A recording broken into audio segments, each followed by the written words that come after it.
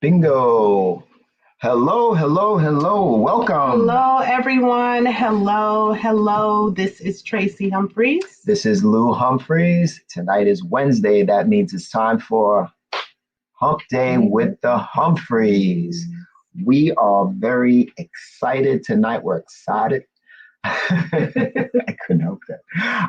We're excited tonight because we have a powerful topic, a topic that Tracy and I wanted to tackle for a while now, right? Yeah. But we had to treat it with respect because this topic is not an easy one. It's not something that we wanted to just take casually. So before we get started, as always, we want you to know that love is the message. And God, our Abba Father, is the messenger. And that is the perspective that we're Yes. coming from. All right. So please feel free to share this on your timeline or share it with other people so that they can hear and participate. And feel free to participate in the chat. We love and read all of your comments during the live. So now let's get started. What is tonight's topic? Now, tonight's topic is, simply put, what is emotional intelligence? And how does that play negatively or positively in your relationships? Yes. Okay. Now, before we get into it, I just wanted to go over what inspired this topic. You know, I've been noticing something. The word emotional intelligence, I'll define that in a minute, but I've been noticing a lack of emotional intelligence. And I learned that word several years ago while I was a trainer for another company I used to work for. And the head trainer had us in there, and we had a training class in there, and he was kind of walking us through how we were going to train. And it was a pretty long day. We were grueling and just going over a lot of information. And one of the trainees, she just got hired. She started complaining. All right. But not only did she complain, but she complained out loud. She was like, "Oh my God, how long is this training class? I mean, where are we gonna go? I mean, what's for dinner?" And some people laughed, a couple people laughed. They thought it was funny, right? But the problem was the head trainer didn't find it funny. And the reason he didn't find it funny is because he said, "This young lady doesn't have any emotional intelligence. I'm here as the head of training her, and she says this. Does she not know that I could just call her manager and get her fired like this?" Wow. This is what he said to me. That's powerful.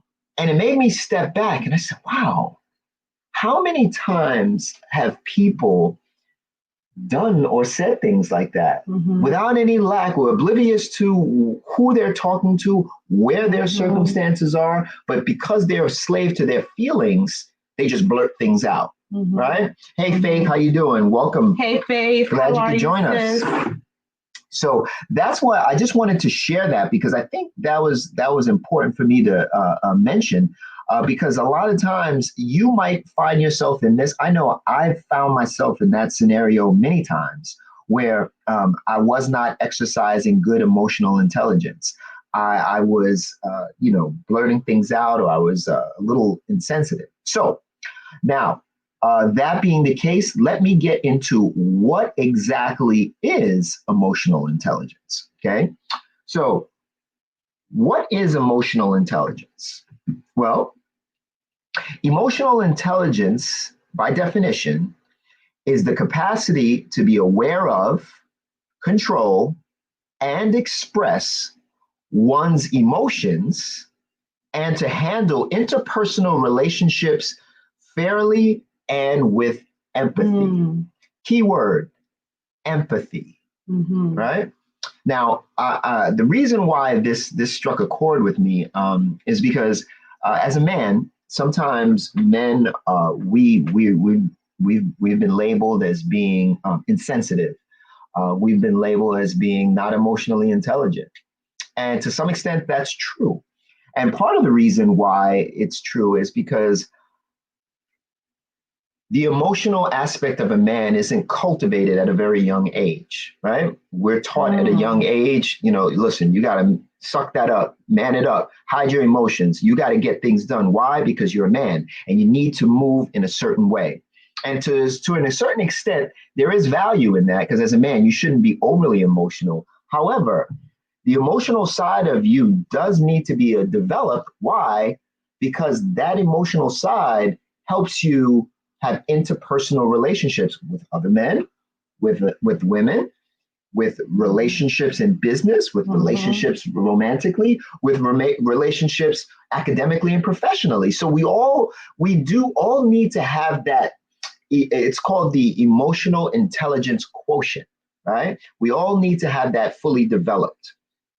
So why is that important? Like I mentioned before, because success, whatever you define success is typically tied to the degree of your emotional intelligence.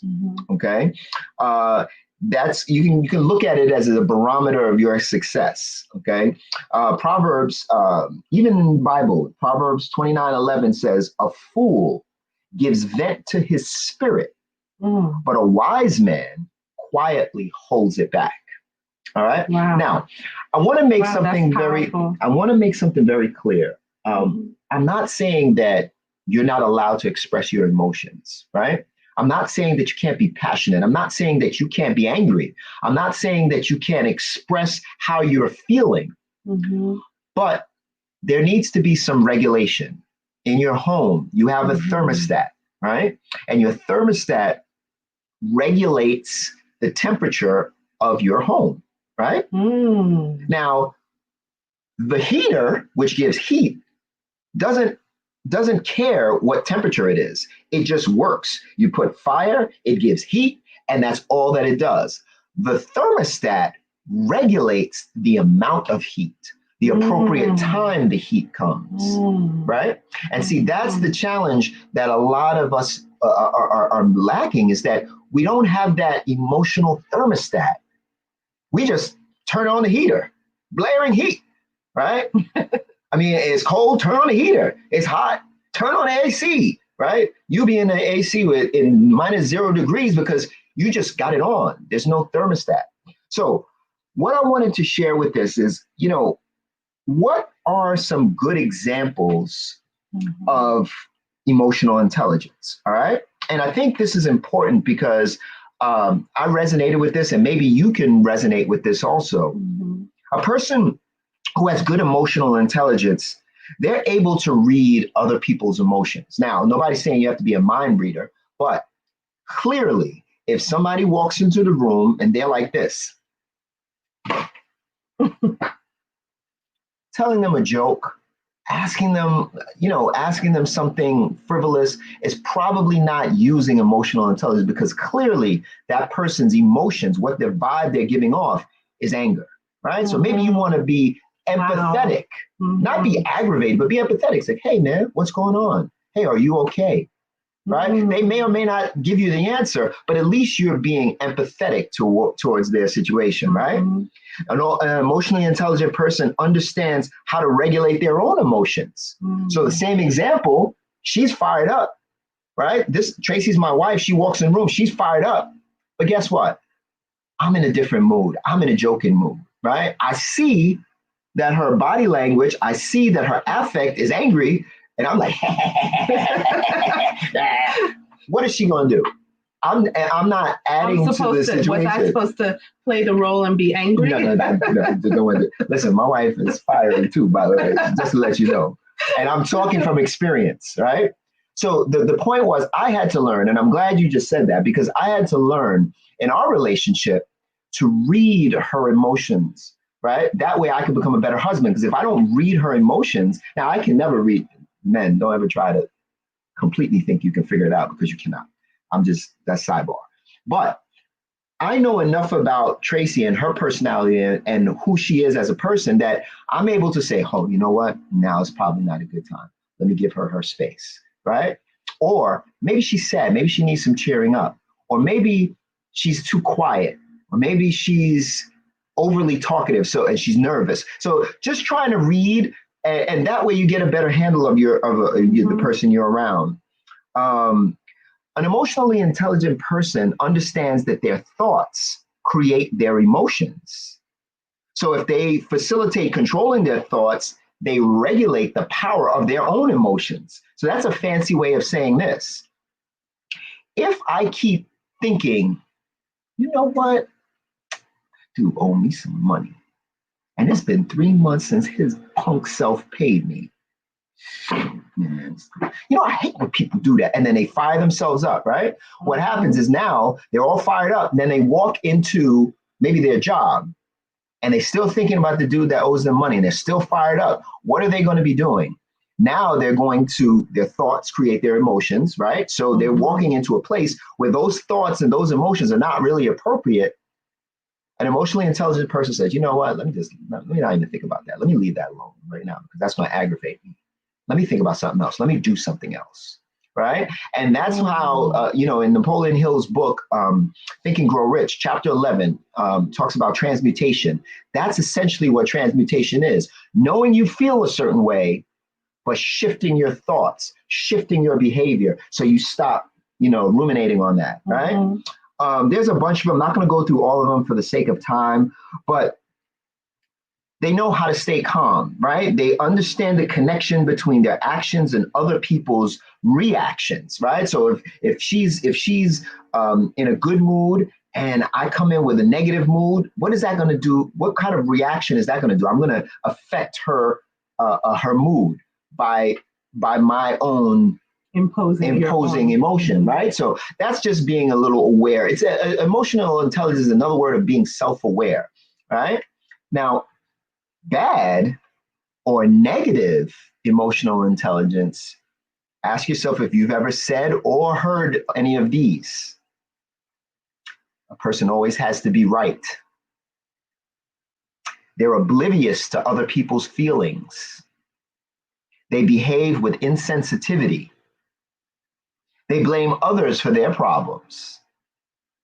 They have emotional outbursts. They struggle in relationships. They're in and out of relationships all the time, professional, relational, educational, you name it. They're in and out of these relationships. They struggle holding on to long-term relationships.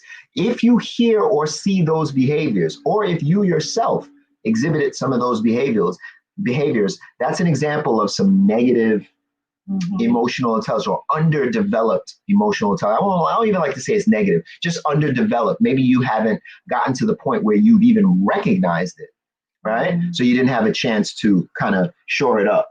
So I just wanted to give you that. I know Tracy has some powerful information for you, but I just wanted to keep going. You have some good stuff there. I mean, this is a very meaty topic, right? I mean, Tracy and I, we tried to condense it the best that we could because, I mean, there's studies, there's all sorts of emotional intelligence quotients, but in the Bible, it says in Proverbs 23, it's an honor for a man to keep aloof from strife, but every fool will be quarreling, right? And again, that word strife, I was just checking it out. It's in Proverbs at least 5-6 times, strife, right? What is that saying? The Bible is even telling you it's okay to be angry, but keep aloof from strife, right? Handle your emotions sometimes, because not all the time you need to emotionally bleed all over everyone. And if you notice, ladies and gentlemen, we're on social media right now, but if you ever look on your social media timeline, do you not see people bleeding their emotions? If it comes to their mind, they think it, they say it, right? No matter how harsh it is, no matter if they have all the facts or not, they just say it, they feel it, right? Something comes up, that's it, done. Remember, we did that show last week about cancel culture, right? What? He said, what? Done. I'm never buying his albums again. What? I'm never watching his movies. What? He did what? He said what?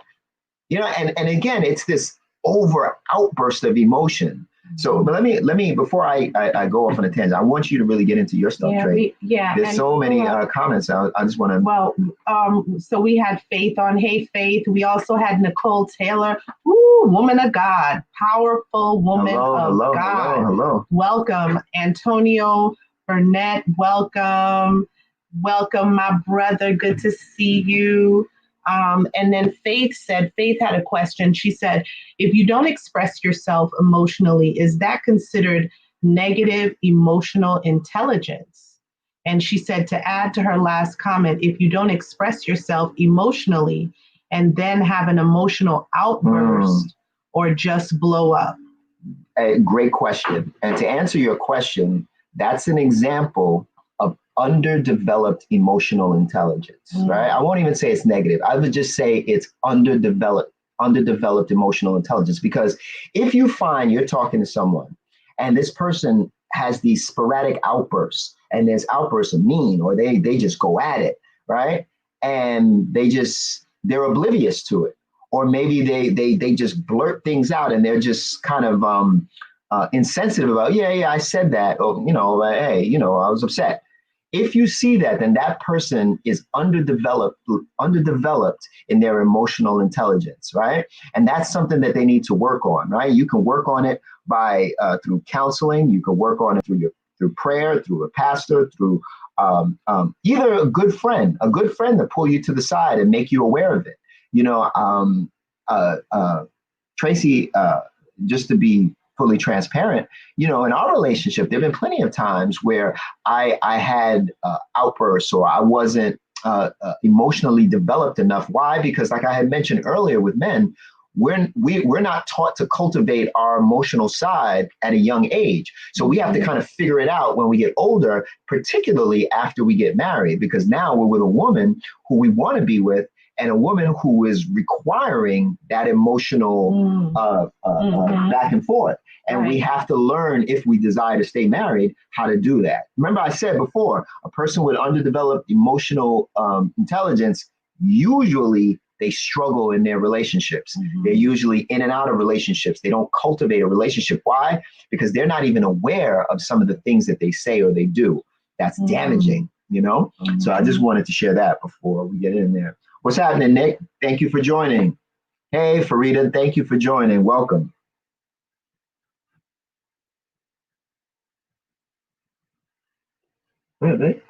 Oh, were you? No. I just wanted you to get to your part. Oh, I but mine really is coming after yours, because what I have to talk about really is just, just ways to love smarter. How to communicate more effectively and smarter in, relationships. So, what was, the other information you wanted to share? Okay, so let's get into some of this other stuff. I mean, there's different types of emotional intelligence, right? And it's key to kind of figure out, when you're doing this, if you're going to do it on your own, right? If you're going to sit down and say, hey, I know I need to change, I need to shift, right? And you don't want to talk to someone, or maybe you're embarrassed, or maybe you don't want to go to your pastor, maybe you don't want to go to a therapist, whatever. So one of the things is to be self-aware, right? So the fact that there's a problem is the first step, right? Is knowing that there's a problem, all right? And one of the things you want to recognize is that what motivates you and what brings you fulfillment, okay? Because if you first understand that, then you will realize, okay, I like this. This is what I need. Now, I'm with other people.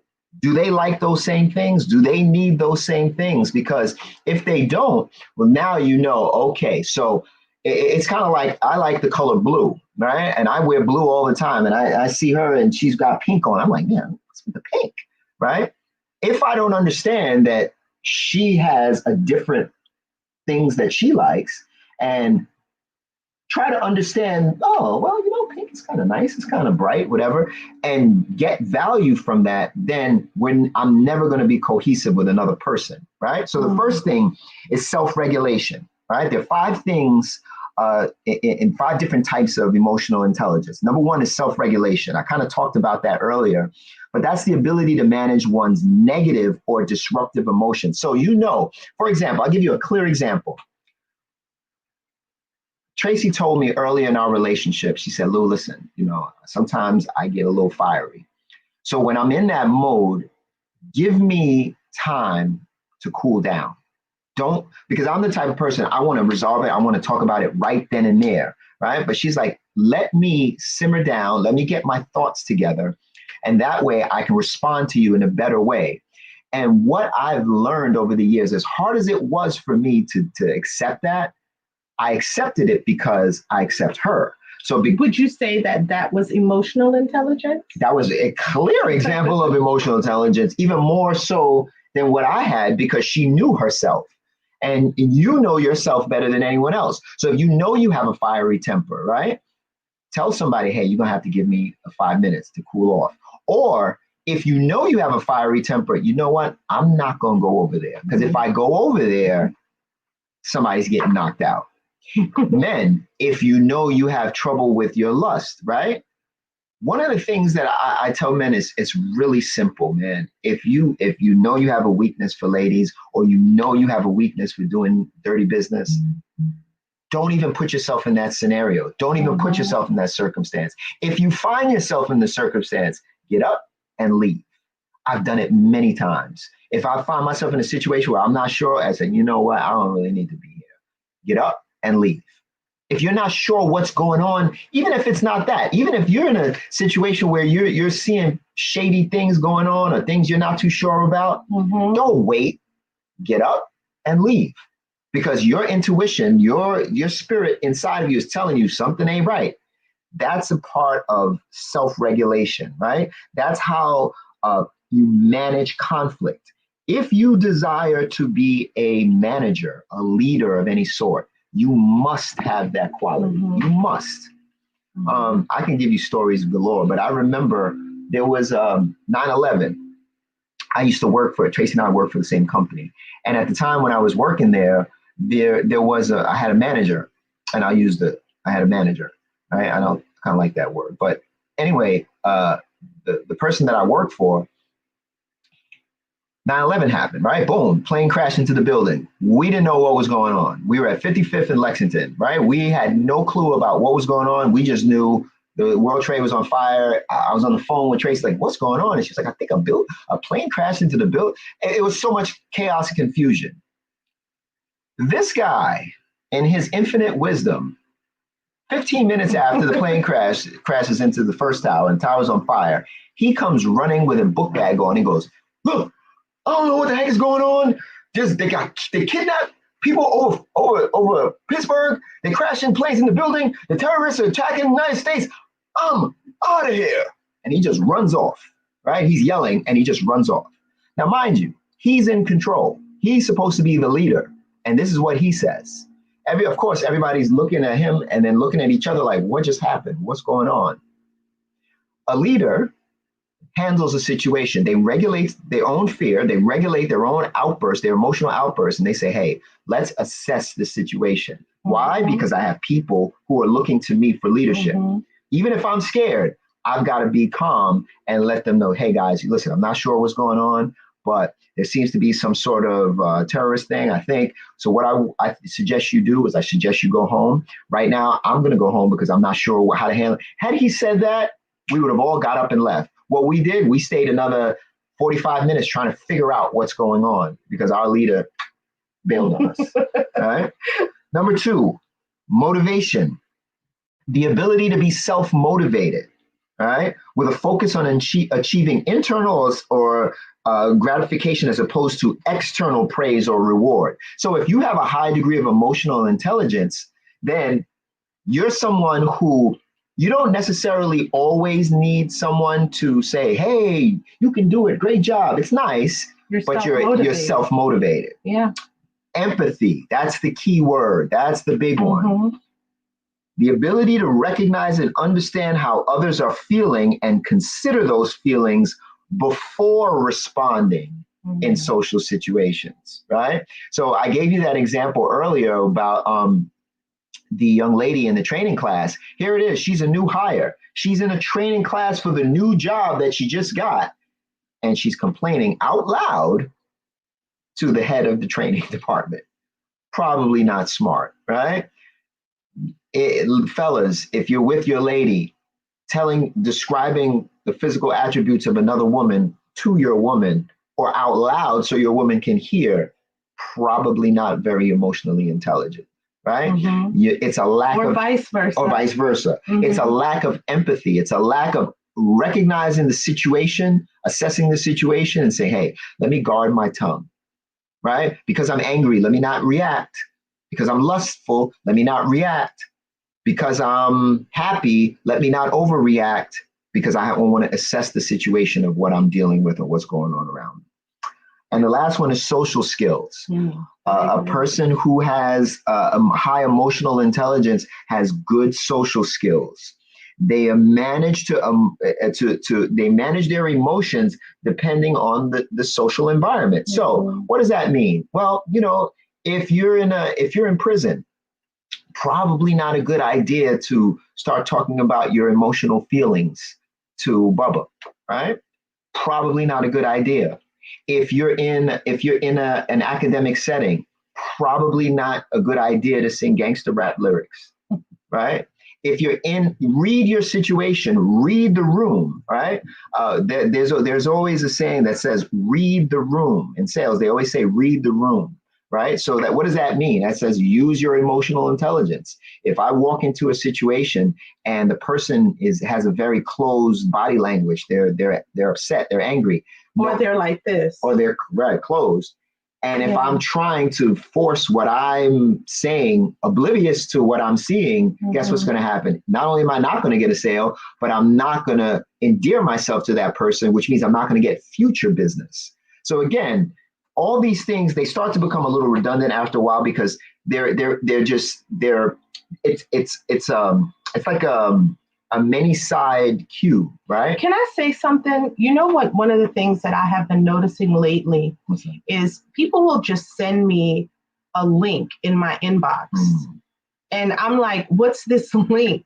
And then they will text you again and say, did you watch it? And I'm like, but I don't even know what the link is. Or I will look at it and I will say, well, what exactly do you want me to do? And so they'll look at the information. I look at the information and I'm like, okay, if it's an opportunity or something they want me to respond to, there's no hello, how are you? There's no, I know it's a long time. I know this, message is coming out of nowhere, but I just wanted to see, first of all, how are you and your husband doing? Are you guys okay? At least try to make small talk. But some people just throw stuff in your inbox and they're expecting you to figure out exactly what's going on. And to me, I find that to be really unprofessional, to be honest. But I'm noticing that that's a thing these days. It's just like, well, figure it out. And I'm like, I'm not going to figure it out. If you want me to do something with the information that you're giving me, then I need an explanation.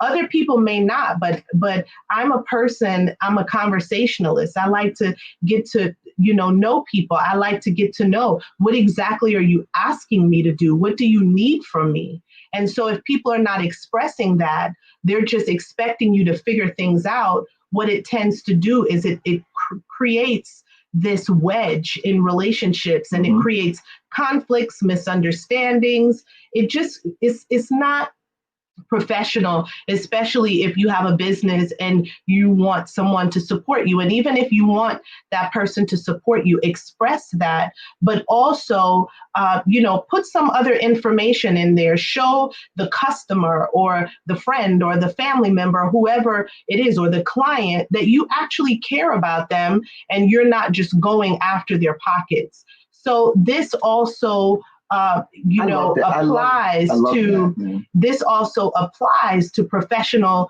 relationships. And so I think that sometimes people are so about their business, or they're so into their hustle, that they're just like, I'm going to put, 1,000 links out there. I'm just going to throw a bunch of links and inboxes and, see who responds. But, if you want to build a solid relationship in business, you have to get to know your clients. You have to show some kind of care. You have to show that, they matter to you, because then you can build on that over time. So I really wanted to put that out there. And thank you for bringing that up, Tracy, because, and I don't want this to turn into a business thing, but I have to address it, because this is so, I think I'm glad you brought this up, because social media, as wonderful as it is, the challenge with social media it has amplified the very worst parts of human nature. Okay. And what do I mean by that? Well, just ask yourself this. Let's say you have a business, right? Let's say you provide a business or a service, or maybe you're in network marketing, maybe you're selling something, maybe you wrote a book, whatever, right? And you want someone to get on board, right? All sales is a transfer of my belief to you. And once you believe it, then you bought into it, I've sold you my belief, right? So I have a book. I want to sell my book. And the book is about relationships, right? But I'm so focused on my book, all I think about is my book, right? So I say, okay, I have my book and I want to sell my book. All right, Tracy, yeah, she reads. She can buy my book. Now, here's the part about sales, or the part about relationship building, that most people don't like. I have a book. I want to sell my book to Tracy. But Tracy maybe met me twice, 3 years ago. So we're really not that cool, but I know she likes to read. So if I inbox her and say, hey, got a book, read it, it's good, she get it. Why just support me and get this book? Why would she want to buy from me? What did I get? Where's the empathy? Where is me putting myself in her shoes saying, who is this dude? Does she even remember who I am? Right? I tell people all the time, and I get approached with all sorts of business things all the time. But I tell people, I will ignore you if you do that to me. That's the best way of getting ignored, is just throwing something in my inbox. If you're watching this and you're wondering why I didn't respond, if you threw something in my inbox and didn't even say hello, I'm not even looking at it. But if I know you, especially if I know you, and you say, hey, family, look, I just started a book now, or I just started a business. Can you support me? You got my support because I know you. All right. But if I don't know you, let me get to know you. Hey, brother. Or if I haven't heard from you in years, at least say something. At least say, hey, how have you been? How's the family? How are you? And especially with this year, with everything going on, I try to be empathetic when I meet people. I come across people I haven't spoken to in a long time. How are you and your family? Is everything okay? Good to hear from you. Something like show some kind of care. I think that we're just living in a very entitled world where it's just like, hey, I have this business or I have this product. Do you want it? Yes or no? Because I got to keep it moving. And that fear of loss doesn't work with Tracy Humphreys. Fear of loss. Oh, well, I got, I got 10 more people to call, or I got, some people use that method of fear of loss, and it doesn't work with me because I understand the psychology. So I see through a lot of that stuff. So I'm just like, okay, no problem, keep it moving. So the fear of loss thing and, putting pressure on me, those things don't work with Tracy. They may work with other people, but not with me. And so, it's very important, like you were saying, for our emotional intelligence to be heightened. It is called, to me, we can also call it the gift of discerning of spirits, right? So when you walk into a room, like you said, assess the room. When you sit down to talk to people, get a feel for people. Very often I will go into a room and I will sit down, I'll know not one person. As a matter of fact, I went to Africa. I didn't know anybody. I didn't know anybody in Nigeria. I didn't know anybody in Kenya. Nobody, guys. But I went there and I left with so many friends because I was empathetic to people. I listened to people. I really listened to their concerns, listen to what it is that they want, because I was out there working on, I was out there on business. And so building my business out there required me to be highly emotionally intelligent when I connected with people. And so people would always say to me, Tracy, how is it that you just met this person and like 15 minutes later, this person has told you their entire life story. Have you guys ever encountered that? Like they'll tell you their whole entire life story. It's not because I intentionally wanted that to happen, but my emotional intelligence observe their body language, observe their listen to their words. I was empathetic to whatever it is that they shared with me. I responded. I asked a lot of questions. I looked them in the eyes. And so these are things that I think because we communicate so much on the computers these days, that our empathy for each other, there is sort of a casual disregard sometimes, because we could say anything behind a computer screen. We could type in anything in the comments. Nobody is seeing our face. They don't know, they don't know where we live. So we can basically be as rude and as disrespectful and as hateful, towards people. And so it is very important that we talk about this topic and open up this topic. And my prayer is that, everyone that watches it will start to, look within and say, what is my emotional intelligence? What's my level of discernment, of the gift of discerning of spirits, right? Do I discern people correctly? Am I empathetic towards people? Do I try to put myself in other people's shoes? Right. These are things that is very important. And so it doesn't make you a wimp. It doesn't make you weak, right? What it does is it makes you a person that people know that they can have a conversation with. It's like a humanness that draws people to you, right? So with that being said, are you done here? Yeah, I'm done, but do you want to read? Oh, yeah. Josh says, great points, Lou. Relationships are priority one. Antonio, yes, diamonds, my brother. that was the level we were trying to achieve in the business, right? And so Josh says, yeah, Tracy, that fear tactic is humorous to me at this point. Absolutely. Fear tactics don't work with Tracy Humphreys.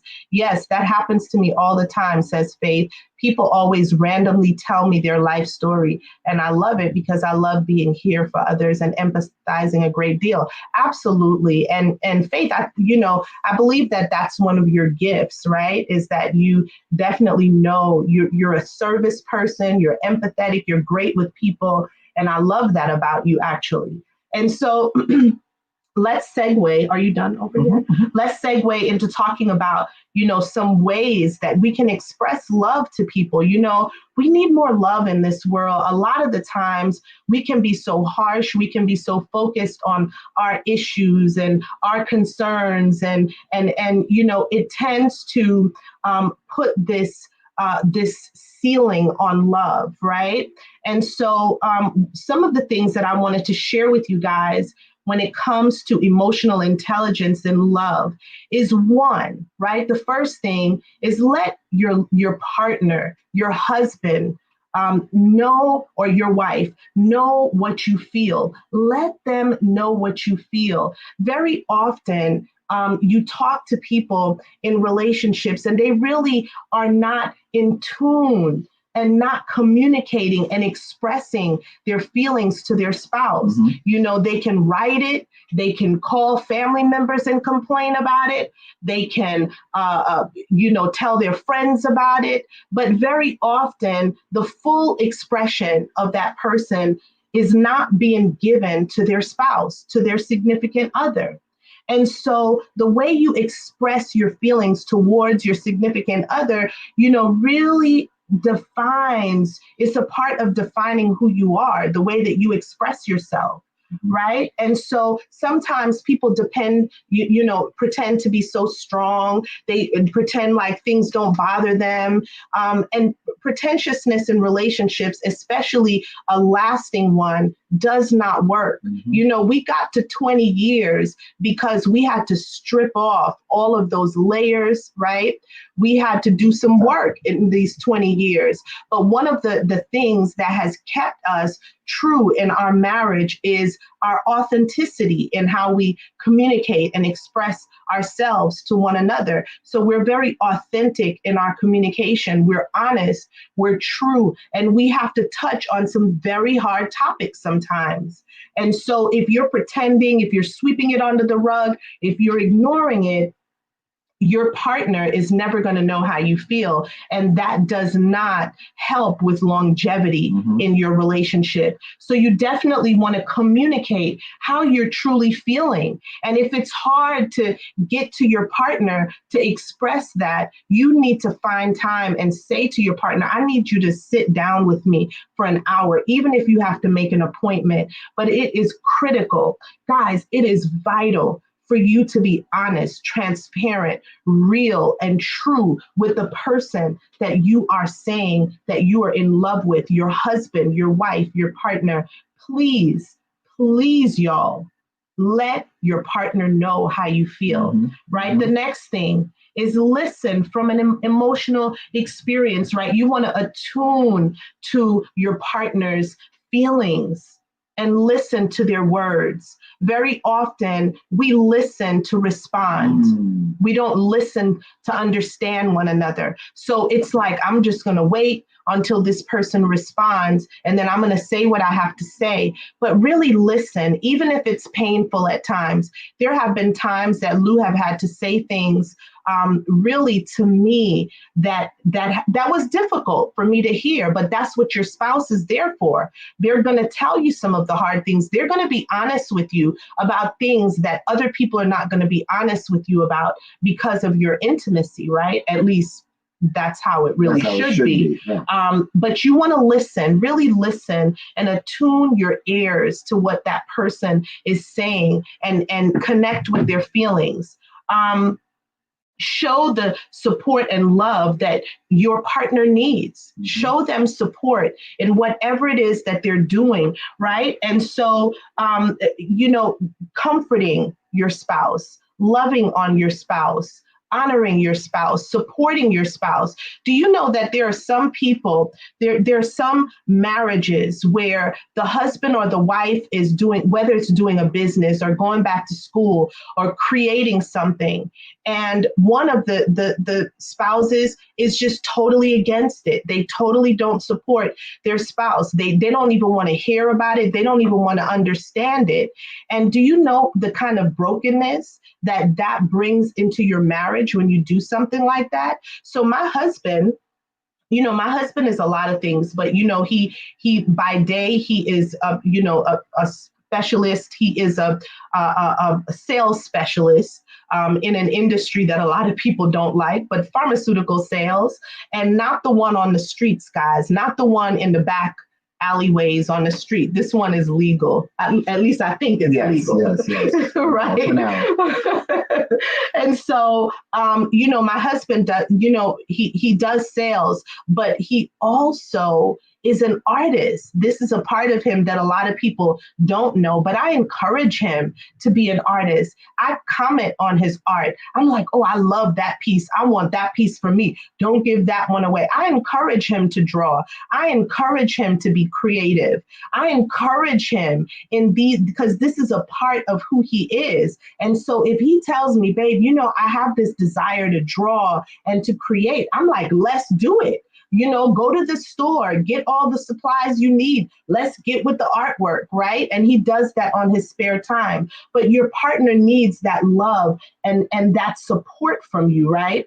Another thing is, you also have to read. Again, we're talking about emotional intelligence. Some people don't like public display of affection. So you may be the kind of person that you love to kiss in public and you love to hug your spouse and hold hands and you guys do all these things together. But guess what?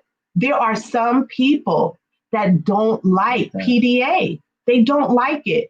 And so you have to, come to, an even agreement there and don't force it on your spouse. Don't, beat them down about it because they don't like, PDA and you do.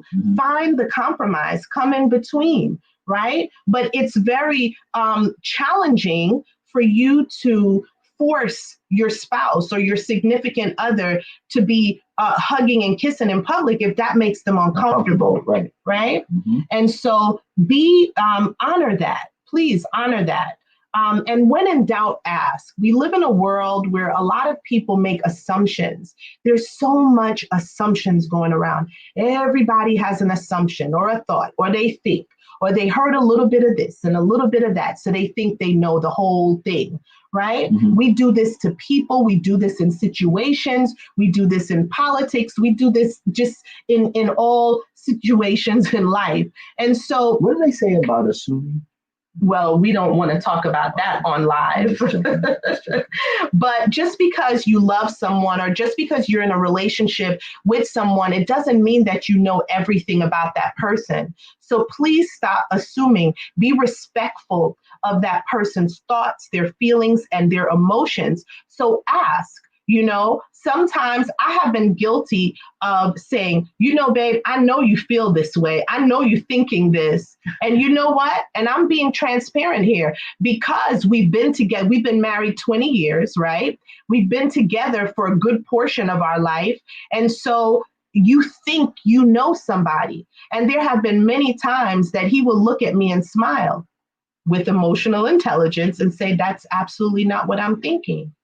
And I'd be like, oh, okay, well, what are you thinking, right?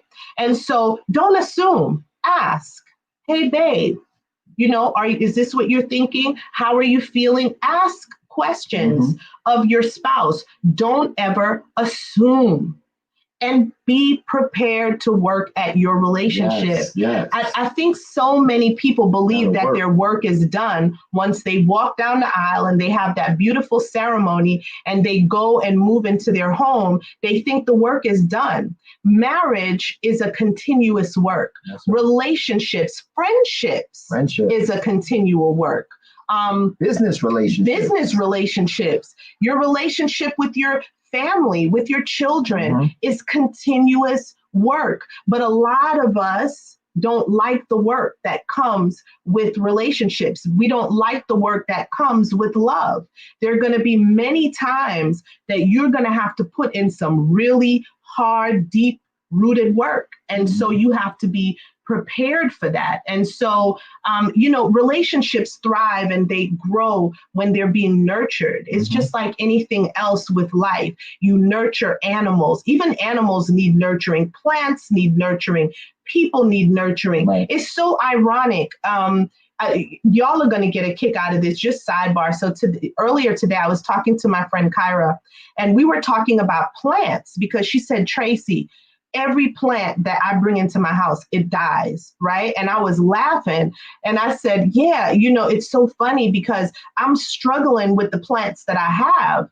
And we were actually talking about the fact that they need nurturing. I know my mother-in-law, she's beautiful at growing plants. Like anything, you can give this woman a leaf and she will get it to start springing and growing. It's amazing, right? And so, but one of the things that I know she does is she nurtures the plants. She touches them, right? She waters them, she prunes them. And so that's a perfect example of what we need to do in our relationships in all sectors of our life, whether it's in the friendship area and of course with our spouse, with our children, with our family, even online, believe it or not, because a lot of us can be very harsh online towards one another. And so Josh says, Antonio says, work, work, work. Yes. And Josh says, man, after walking down the aisle is when the work begins. My brother, please talk about it. Please talk about it. And so, it's very important, guys, for you to remember that relationships do take work, like anything else. Even your career takes work, whatever you went to school, when you go to school, it takes work. And so don't take the work out of your relationship. It's actually very important. That's what keeps it alive. That's what keeps it in a place of growth. You want a relationship, a marriage that is consistently growing and not stagnant, right? And so learn from your spouse.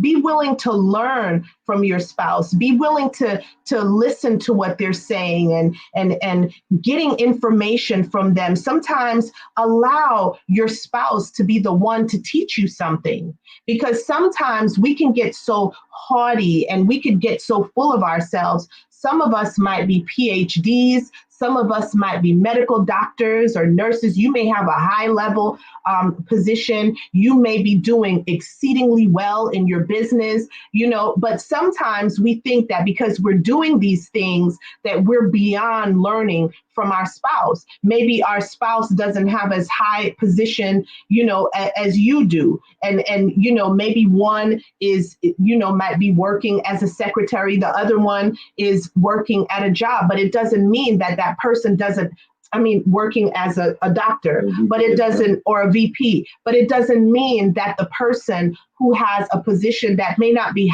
as high as yours, it doesn't mean that they don't have knowledge and wisdom to offer you. Doesn't mean that they can't teach you something. Can I just share something about that? Yeah. Because I love what you're saying about humility and being humble, because a lot of people confuse intelligence with wisdom. Just because you acquire a lot of intelligence, right? On the internet, you can just go on the internet and acquire a whole bunch of information or intelligence. Mm-hmm. But wisdom is the application of that intelligence, right? So it's learning, it's life experience mixed with the understanding of what it is that you learned. Mm-hmm. And that is what I think is so powerful about what you're saying, because mm-hmm. if you in your relationship, if you're not learning from your spouse, that means you're not growing. Mm-hmm. Every day, I want to learn more. I want to learn from my wife. I want her to teach me certain things, because there's certain things that I just don't know, and I'm never going to know because I'm not a woman, right? So she teaches me certain things that I learn from her, and vice versa. And we have these conversations of, wow, this is how So someone says, man, how do you know all that? I learned. Yes. I didn't know this stuff. Sometimes I say, oh, this is why your family calls you the professor. Yeah. So he knows like quirky things that, most people just would not know. It's very interesting.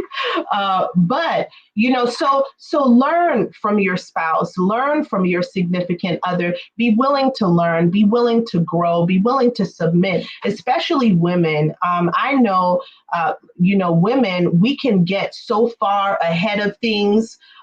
We're great multitaskers. And so sometimes we can be unteachable and uncoachable. And so that's areas that we have to take note of in our lives and work on. And we want to also remember to watch out for our emotional memories, those things that beset us, right? Things that we have gone through in our past. That sometimes rears its ugly head and try to remind you of bad things that happened. Maybe it's a bad relationship or it's a bad situation that you were in. And sometimes that trauma can spring up in your relationship, mm-hmm. and it can cause you to have a bad attitude in your marriage, in your relationship. It can cause you to argue incessantly. It can cause you to, even really intentionally hurt the person that you're with, saying negative things to them.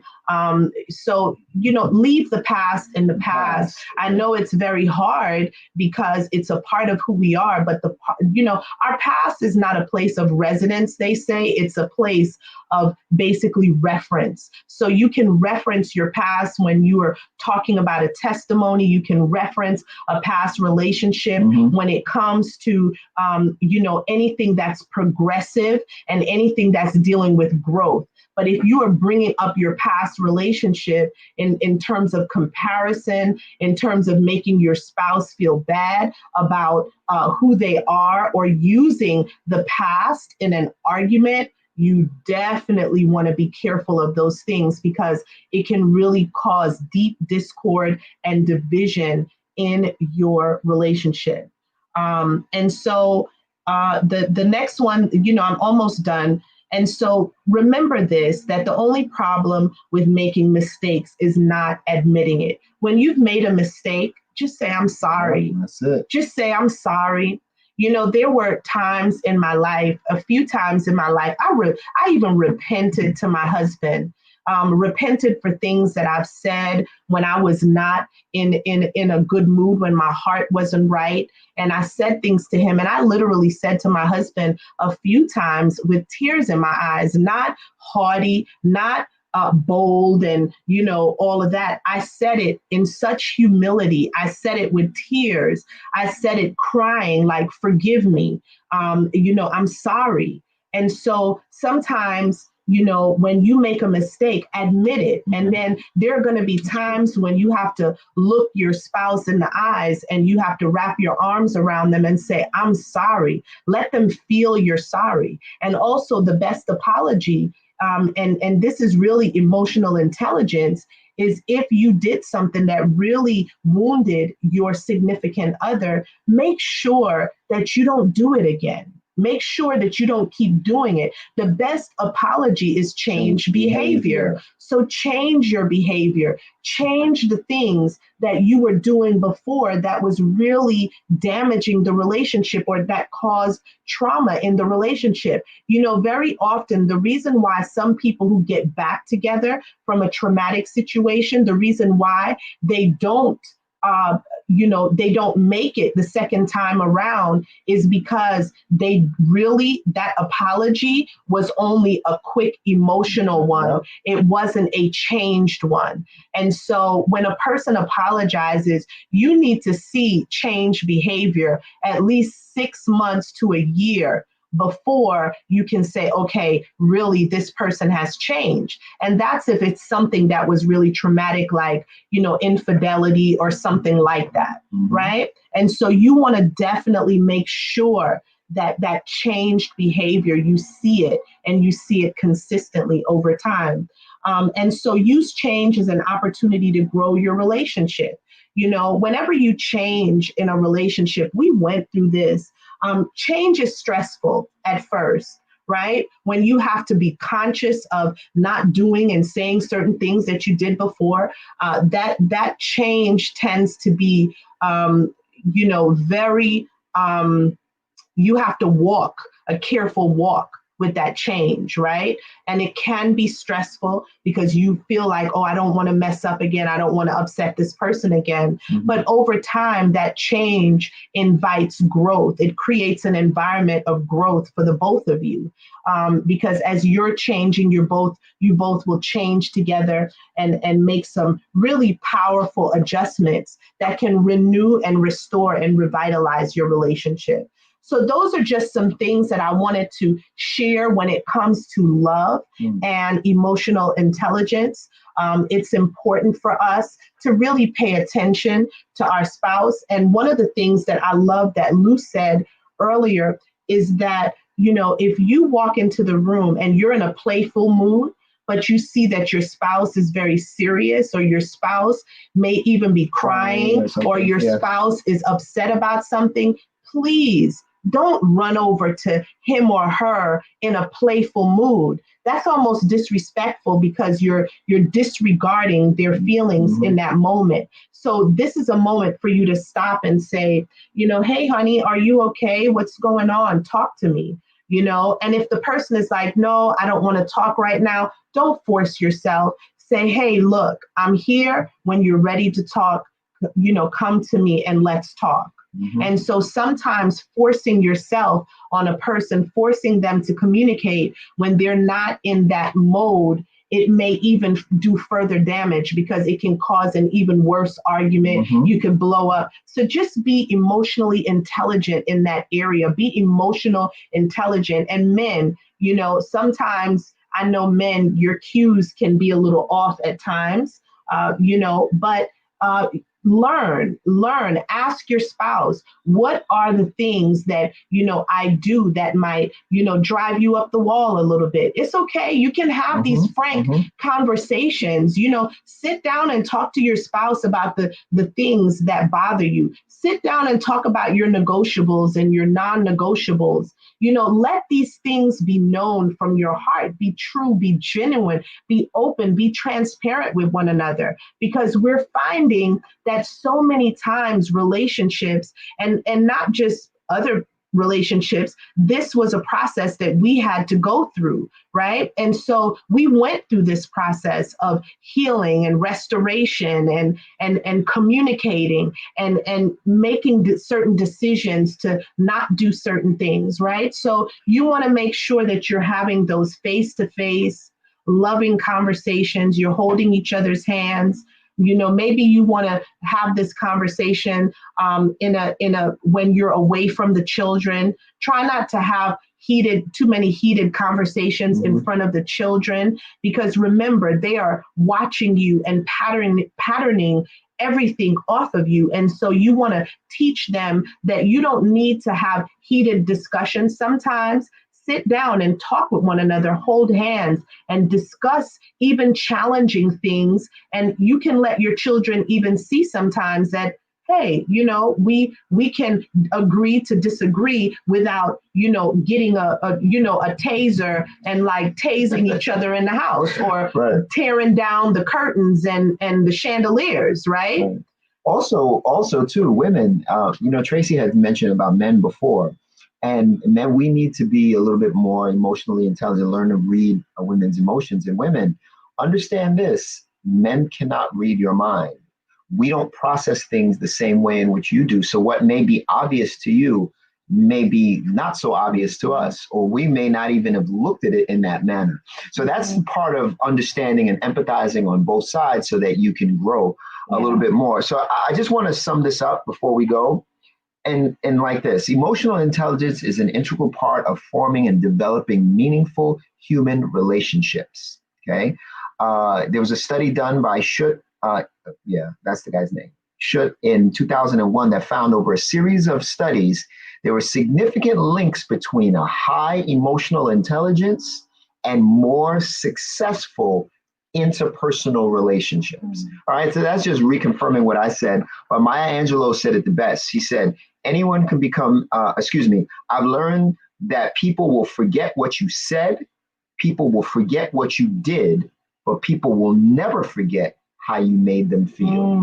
All right. And that is emotional intelligence summed up in a nutshell. Yeah. And, and my last, one of the things that I wanted to share with everyone was this is a quote. This is actually a scripture from our wedding. It's 1 Corinthians 13, verse 4 through 8.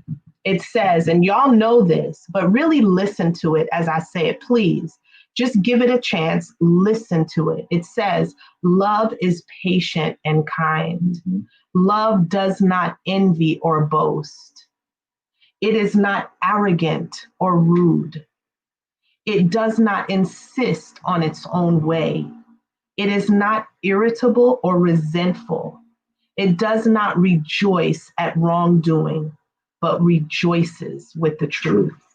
I love that scripture.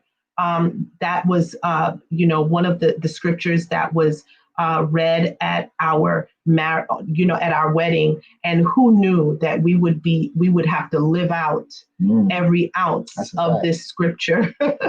We have lived it and relived it and analyzed it and relived it. But it's so powerful to know that at the end of it, y'all, God is so good. Put him in the midst of your relationship. Know that God is real. And, before Lou and I just felt the need to share this for somebody. We were going to church for many years. We would go to church every Sunday. We were that couple that looked so good in church. But during that time, we were going through so many struggles. Our faith was challenged. Our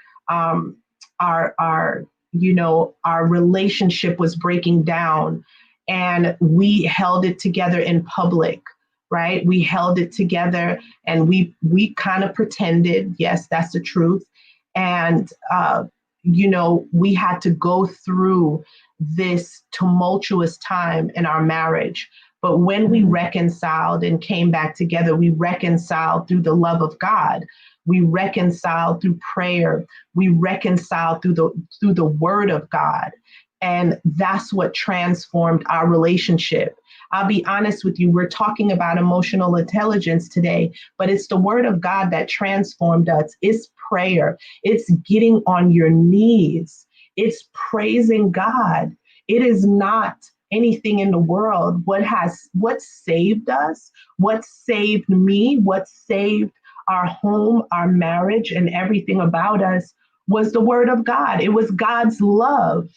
And so people discount that a lot these days. They minimize the love of God, but I can tell you that it is powerful. And when you stand on the word of God, when you love each other through the challenges and work with each other through the pains and the hurts, it's you come out on the other side so powerful. You're not going to meet another human being who's not flawed. You're not going to meet someone who's not flawed. Everybody is flawed in some capacity. You're going to have to work it out, and you're going to work it out through the love of God. It's not going to be through your flesh.